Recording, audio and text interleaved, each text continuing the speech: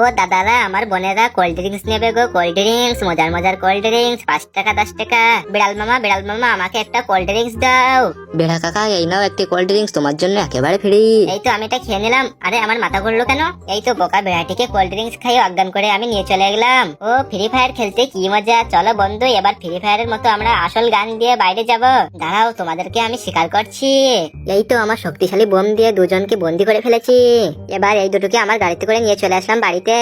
এবার তাড়াতাড়ি মজা করে রান্না করতে শুরু করলাম। মাংসগুলো কি মিষ্টি, কত সুন্দর খেতে। এবার একটু কোল্ড ড্রিঙ্কস খেয়ে নিই। বাঘের বাচ্চাগুলো নিয়ে তাড়াতাড়ি পালিয়ে যাই। এবার বাঘের বাচ্চাগুলোকে তাড়াতাড়ি বড় করতে হবে।